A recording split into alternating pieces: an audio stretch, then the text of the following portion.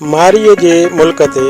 वरियनि खां वेठल सोलंगी बिरादरीअ जे घरनि मथां उमरकोट पुलिस जे सवे अहलकारनि कहरी कार्रवाई कंदे मिसकिन मारोड़नि जा अझा ड्राहे पट करण बाद नंढड़नि ॿारनि ऐं औरतुनि मथां वहशाणो तशद्दुद करण बाद न्याणियुनि जे मथनि तां रवा लाहे औरतुनि खे रोड ते गिले उन्हनि जा कपिड़ा लीड़ू करण बाद न्याणियुनि खे कीकीअ खां झले घुटा ॾेई मोबाइलुनि में खंभे खणी वञण वारे अमल ख़िलाफ़ पुलिस जे अहिड़ी ज़ादतुनि ते सीता रोड शहर में सोलंगी बिरादरीअ समेत शहर जे मुख़्तलिफ़ सियासी समाजी अॻुवाननि पारां मक़बूल अहमद सोलंगी जे अॻुवाणीअ में शहर जे कम्यूनिटी सेंटर खां रेलवे फाटक चौक ताईं मंज़ूर सीताईअ रबनवाज़ सोलंगी शाहनवाज़ सोलंगी कामरेड अकबर सोलंगी मंज़ूर आकाश क़ौमी अवामी तहरीक जे अॻुवान मुनर मलाह लाला शोबान पली पोटो गुलाम रसूल सोलंगी नजमुद्दीन सोलंगी मुमताज़ सोलंगी उस्ताद उमर सोलंगी इमदाद जानी खालिद सोलंगी अब्दुर्रहमान चांजो ऐं एहसान सोलंगी ऐं ॿियनि